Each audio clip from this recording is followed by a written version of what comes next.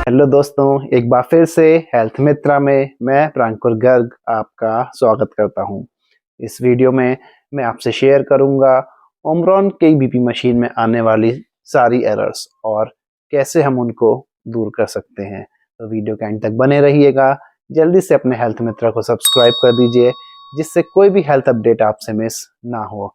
साथ ही लाइक करके कमेंट करके बताइए मेरे को कि ये कंटेंट आपको कैसा लगा। आज के वीडियो में जो एरर्स मैं डिस्कस करूंगा आपसे वो आएंगी ओमरॉन।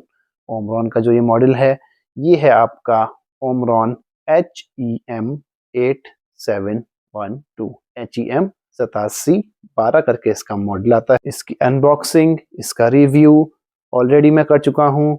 वो आप मेरे हेल्थ मित्रा चैनल पे जब चाहें आप देख सकते हैं। उसका लिंक भी आपको डिस्क्रिप्शन में दे रखा है।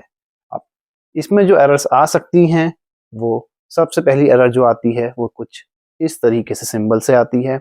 अब इसका मतलब ये होता है कि मूवमेंट ड्यूरिंग मेजरमेंट, कि मतलब जब आप बीपी नाप रहे थे, हैंड मूवमेंट हुआ है या बॉडी मूवमेंट हुआ है जिसकी वजह से ये सिंबल आया है। तो इसको दूर करने का बिल्कुल सिंपल सा तरीका है, जब भी आप रीडिंग लें हैंड मूवमेंट या बॉडी मूवमेंट बिल्कुल ना के बराबर रखें तो ये सिंबल ऑटोमेटिकली हट जाएगा।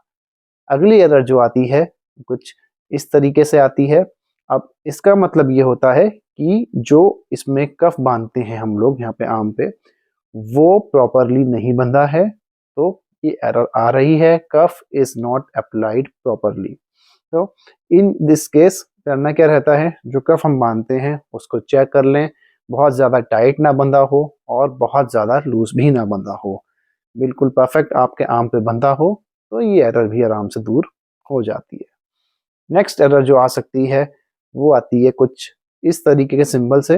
अब इसका मतलब ये है कि जो इसमें आपने बैटरीज यूज की हैं, 4 जो बैटरीज पड़ती हैं इसमें, वो खत्म होने वाली हैं। पॉइंट टू बी नोटेड कि वो खत्म होने वाली हैं, अभी बैटरीज खत्म नहीं हुई हैं।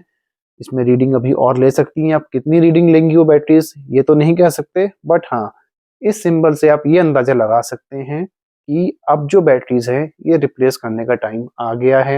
एक्स्ट्रा बैटरीज आप जितनी जल्दी हो सके ले आएं, जिससे कि इमरजेंसी में अगर कभी यूज करना पड़ता है तो कोई प्रॉब्लम ना हो।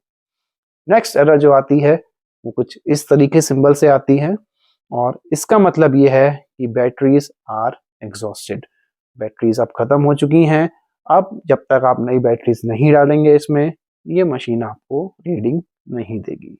अगली एरर जो आती है वो आती है E1। अब ये इवन एरर फ्रेंड्स जो है वो दो तरीके से आ सकती है, या दो रीजन हो सकते हैं कि ये इवन एरर आ रही है। पहला रीजन तो ये कि जो आपने कफ अप्लाई किया है वो ठीक अप्लाई नहीं है, बहुत ज़्यादा टाइट है या बहुत ज़्यादा लूज है। और दूसरा रीज़न ये हो सकता है कि जो एयर जाती है इसमें इन्फ्लेट होने के लिए, वो इन्फ्लेशन प्रॉपर नहीं हो रहा है, एयर लीक कर रही है। तो इस केस में अगर प्रॉपरली ये आपने बांधा नहीं है तो उसके लिए तो आप सिंपल सा एक बार चेक कर लीजिए कफ को कि वो अच्छे से बंधा है या नहीं बंधा है। और इन केस अगर एयर लीक कर रही है तो उसका सॉल्यूशन यही है कि जो आपका कफ है उसको आप रिप्लेस कर दीजिए, एक नया कफ यूज कीजिए, तो इवन एरर नहीं आएगी। नेक्स्ट एरर की अगर मैं बात करूं तो वो आती है E2। अब E2 का मतलब ये है कि जैसे मैंने अभी डिस्कस किया था, एक सिंबल आता है आपका मूवमेंट ड्यूरिंग मेजरमेंट, सेम यही रहता है E2 में भी। E2 एरर आने का मतलब यही है कि जो आप मेजरमेंट ले रहे हो, मेजरमेंट लेते टाइम मूवमेंट हुआ है, आइदर बॉडी मूवमेंट और हैंड मूवमेंट। इस केस में यही रहता है कि आप बॉडी और हैंड मूवमेंट कम से कम करें तो ये एरर भी आप अवॉइड कर सकते हैं। E2 एरर आने का फ्रेंड्स एक रीज़न और भी है, वो ये कि जो कफ है आपका वो प्रॉपरली इन्फ्लेट नहीं हुआ है। कफ इज़ नॉट इन्फ्लेटेड प्रॉपरली। इस केस में आप चेक कर लीजिए कि जो कफ आप यूज़ कर रहे हैं वो ठीक है, या जो कफ का जो सॉकेट होता है जहाँ पे आप बीपी मशीन में लगाते हैं उसे एक बार चेक कर लीजिए कि कहीं वो लूज तो नहीं है जिसकी वजह से इन्फ्लेशन में प्रॉब्लम आ रही है। नेक्स्ट एरर जो आती है वो आती है E3। अब ये एरर फ्रेंड्स तब आती है जब जो आपका प्रेशर है ग्रेटर देन 299 mmHg, क्योंकि इस मशीन का मैक्सिमम प्रेशर है 299 mmHg से ऊपर अगर हो जा रहा है while the time of measuring the blood pressure, तो एरर आती है आपकी E3। इस केस में दोबारा रीडिंग लीजिए और कोशिश कीजिए बिल्कुल आप स्थिर बैठे रहें और मशीन आपकी प्रॉपर कंडीशन में हो। उस केस में ये एरर फिर आपकी नहीं आएगी। जनरली दोबारा रीडिंग लेने से ये एरर ठीक हो जाती है, इसमें ऐसा कोई इशू नहीं है। अगली एरर जो आती है वो आती है E4। ये भी सेम एरर रहती है, मूवमेंट ड्यूरिंग मेजरमेंट। तो मूवमेंट आप नहीं करेंगे तो ये एरर आप अवॉइड कर सकते हैं। नेक्स्ट एरर जो आती है वो आती है E5। अब E5 का मतलब ये होता है फ्रेंड्स कि जो क्लोथिंग है वो इंटरफेयर कर रही है आपकी रीडिंग के साथ। मेरे को जो समझ में आया उसका यही है कि बहुत ज़्यादा अगर आपने क्लोथिंग पहन रखी है, बहुत ज़्यादा कपड़े पहन रखे हैं, 3 लेयर या 4 लेयर्स ये 5 लेयर्स में है, तो उस केस में E5 एरर आ सकती है। कोशिश कीजिए 1 लेयर या मैक्सिमम 2 या 3 लेयर ही हो तो रीडिंग आपकी गड़बड़ नहीं आएगी। बेस्ट यही रहता है। नॉर्मल एक शर्ट पहन के अगर आप बीपी ले रहे हैं तो मेरे ख्याल में उतना इंटरफेरेंस नहीं आता है।